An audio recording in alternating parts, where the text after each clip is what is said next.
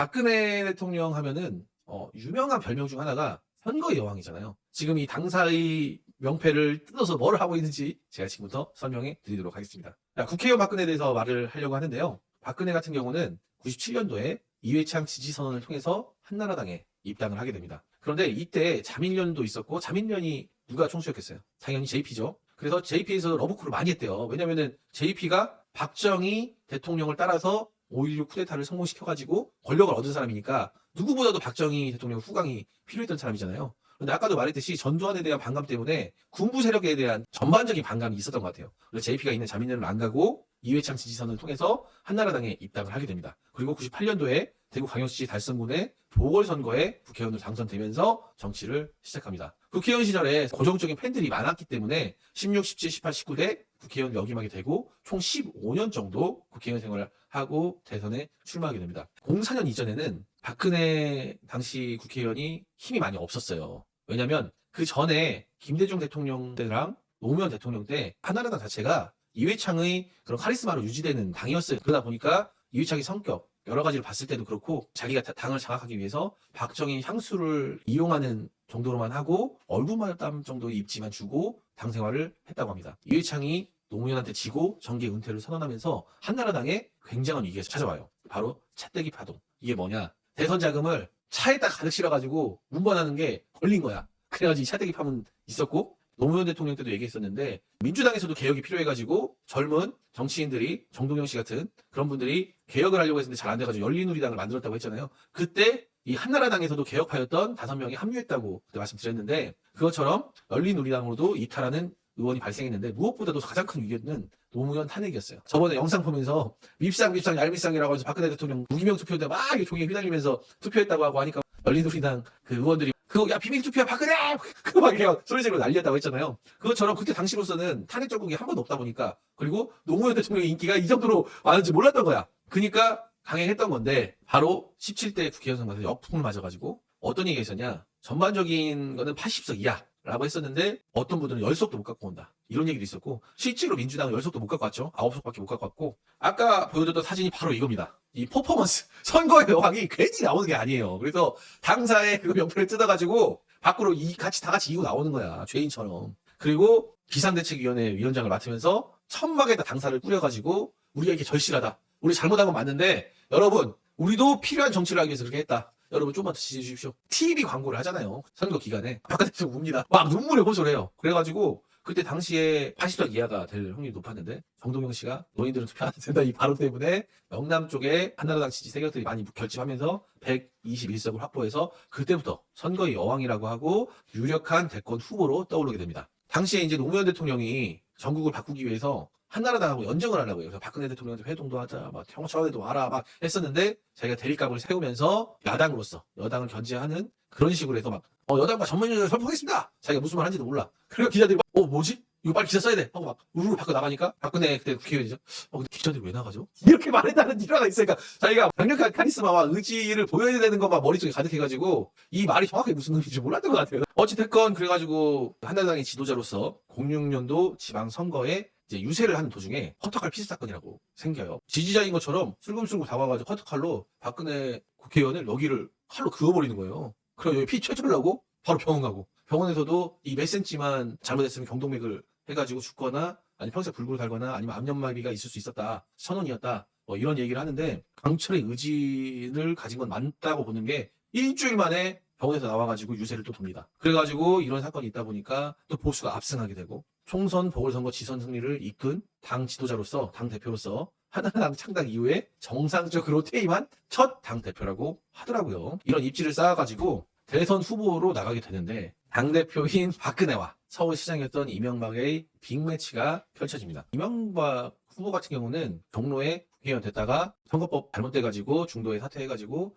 그걸로 또 보궐선거에 노무현 대통령이 그 자리에 들어갔다고 얘기했었는데, 그것처럼 정치 경력이 별로 없었어요. 서울시장으로 나와가지고 그 커리어가 어떻게 보면 정치적으로는 거의 유일한데 그때 대박을 쳤죠. 그 바로 청계천 그리고 환승제도. 이게 대박을 쳐가지고 행정력으로 엄청 인정받던 시절이었기도 하고 이명박 대통령이 계속 밀고 있는 거 흑수저. 나는 흑수저인데도 진짜 너무 힘들어서 장사하면서 학교 다녔고 셀러리맨 신화해서 평사원에서부터 사장까지 올라가는 과정 그리고 정치인으로 성공하는 과정까지 사람들한테 많은 무언가의 메시지를 남길 수 있는 그런 상황이었거든요. 근데 박근혜 같은 경우는 좀 반대로 자기 고정적인 팬들은 있었어요. 한나라당 내부에 결속을 다지는 것도 있었고 또 한편으로는 당연히 입지는 높은 편이었지만 독재자의 딸이다. 이런 거 그리고 참여정부와 대립하면서 아까 전에 말했죠. 대연정을 시도해가지고 어떻게든 국정을 풀어나가려고 노무현 대통령이 했는데 그걸 완강하게 거부하면서 완고한 이미지 이런 것 때문에 외연 확장이 좀 실패했던 상황이어가지고 초반에는 이명박 후보가 많이 앞서 있었어요. 그래가지고 37.9%대 박근혜가 23으로 차이가 좀 났었는데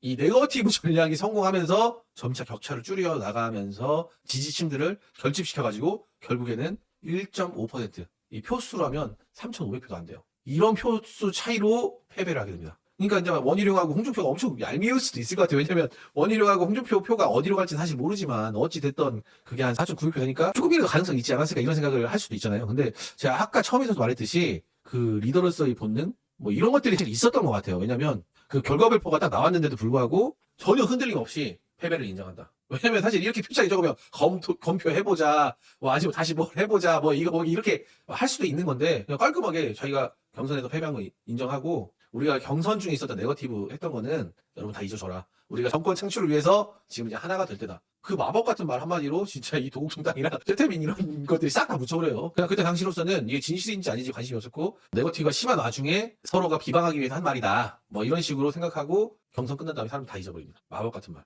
경선에서 엄청난 명연설이 그냥 쏟아져 나옵니다. 쏟아져 나와. 진짜 이런 명연설이 없어요. 제가 그래서 제목을 말해주면 가장 진실했던 경선. 사람들은 몰랐지만 이 진실을 다 말했던 경선이어서 제가 이렇게 정했는데 박근혜 캠프에서는 이명박을 이제 도곡동당 BBK 다스 이런 식으로 해서 막 부패한 정권으로 공격하고 있었고 이명박 캠프에서는 최태민 일가의 친밀감, 국정농단에 대해서 얘기를 많이 했었거든요. 네거티브를 했었는데 사실은 명연설이라고 하면 노무현 대통령이죠. 왜냐하면 빨갱이 논란이 있었을 때 내가 아내를 버려야 되니까 버려야 책임이 있고 이 한마디로 그냥 영전시켜버렸잖아요. 근데 이제 이 두 분은 굉장히 치열하게 싸웠어요. 근데 다 이게 진실이었다는 거. 그래서 박근혜 대통령이 먼저 선빵칩니다. 기업가 출신이면 경제 다 살리냐? 부패라도 경제만 살리면 되냐? 이런 식으로 공격을 하죠. 그리고 도곡동 땅이 누구냐? 검찰은 다 알고 있다. 그러니까 이제 이명박 후보가 도곡동 땅이 BBK가 어떻다고요? 새빨간 거짓말이다 여러분. 이 약간 명언 들으셨죠? 새빨간 거짓말입니다, 여러분. 가래침 끌어올르는 그 샤우팅 창법이 있잖아요. 이명박 대통령만의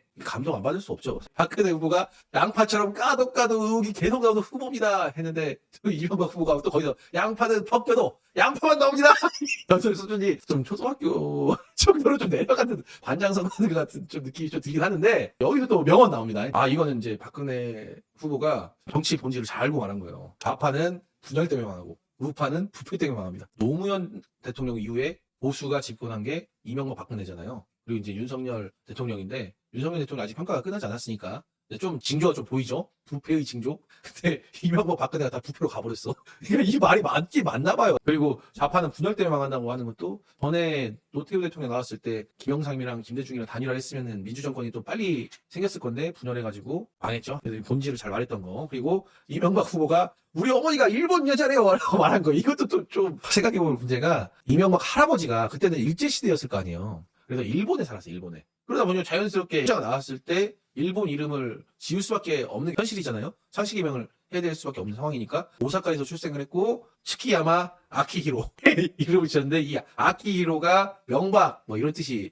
있는 것 같더라고요. 이후에도 이제 한일 관계 뭐 이런 거 나올 때 이명박이랑 안 부르고 아키히로라고 많이 불렀죠 사람들이 당시에. 그리고 희대의 명언 여러분 이거 다 거짓말인 거 아시죠? 거기 연타로 저는 그런 삶을 살아오지 않았습니다. 그런 삶을 살았어요. 사실 말은 그렇게 하는데 그런 삶을 살았고 누가 나에게 돌을 던질 수 있겠습니까? 예수님이 예수님 이런 명언이 왔었을 때 마지막 박근혜가 명언 때려버립니다. 엄청난 검증의 쓰나미가 몰아닥칠 거다. 이렇게 네거티브전이 엄청 치열해지니까 그때 당시에 나경원이 선거관리위원 쪽이었나 봐요. 더 이상 네거티브를 하면 페널티를 더 주겠다. 더 이상 네거티브를 자제해줘라 해가지고 마지막 경선을 통해서 1.5% 차이로 이명박 정권이 탄생을 합니다. 이대로 해피엔딩으로 끝나면 정치가 아니죠. 친이 친박계가 홍로전을 한 거예요. 대선 경선을 통해서. 그래서 18대 총선에서는 친이계가 친박계를 공천학살을 해버립니다. 그래서 친박이 대구 경북 쪽으로 출마를 해서 친박연대를 만들죠. 그리고 이제 친박연대에 안 들어간 사람들은 무소속 친박연대 뭐 이런 식으로 또 만들고 뭐 해서 공천학살을 했었는데 19대는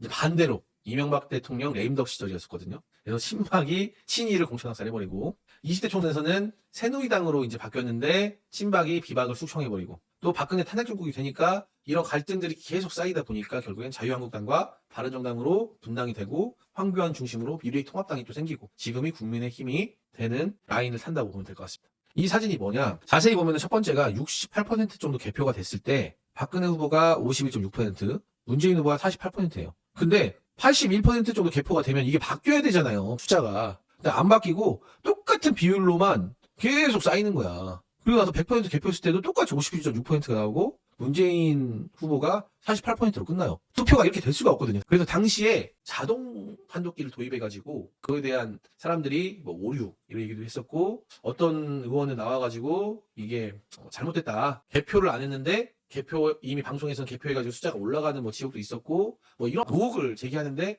또 당시에 황교안 그때 선관위원장이었나 나와가지고 이게 뭐 이런 식으로 잘못된 거다. 뭐 어쨌든 해서 해명도 하고 막 이런 것들이 있었어요. 사실 당시에 18대 총선을 치르게 되는데 당시에 친박 학살로 인해서 친박연대가 결성돼서 희대의도 명언 나도 이럴 줄 몰랐다. 여러분 살아서 돌아오십시오. 이 박근혜 대통령 선거의 여왕이어가지고 원래는 전국적으로 돌아다니면서 지원 유세를 많이 했었는데 이때는 대구 경북 지역을 안 떠나고 자기네 지역에 출마했던 친박 사람들 유세만 도와줬다고 하더라고요. 그랬는데 이제 선거가 끝난 다음에 다시 한나라당으로 복귀를 해서 거대 여당으로 만들어졌죠. 그랬는데 박근혜는 그 앙금이 남아있어가지고 여당 속의 야당 역할을 하게 됩니다. 그런데 이명박 정부 말기에 레임덕이 오게 되는데 오세훈은 좀 한번 다루고 싶다고 생각했던 게 뭐냐면 박근혜 대통령 탄핵 전에 대한민국 초유의 셀프 탄핵.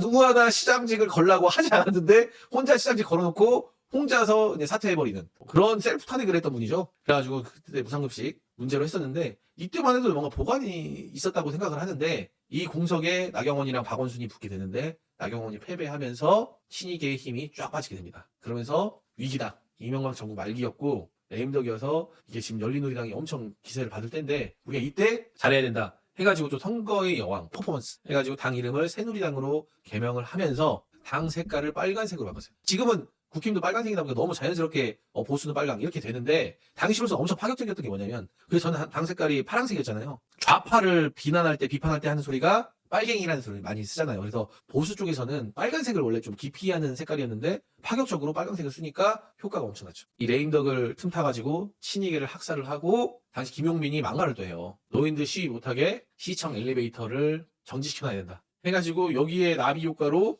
피해를 봤던 게 정동영 씨. 왜냐면 자기는 아무 말도 안 했어. 이번에는 아무 말도 안 했는데 60, 70대 노인들은 투표 안 했는데 이 말이 조명이 돼가지고 자기 지역구에서 엄청 반대표가 또 나왔나 봐요. 그래서 피해를 입어가지고 결론적으로 민주통합당이 압승할 거라는 예상이 있었는데 그걸 깨고 소소한 승리 새누리당이 127석 그리고 민주통합당이 106석을 가져가는 것으로 선거가 마무리됩니다. 그리고 18대 대선이 이제 바로 이어졌는데 그때 당시에 박근혜 후보가 51.55% 문재인 후보가 48.02%로 박근혜 대통령이 민주화 이후에 최초의 과반수 대통령, 최초 여성 대통령, 최초의 부녀 대통령이라는 세 개 타이틀을 갖고 대통령에 당선이 됩니다.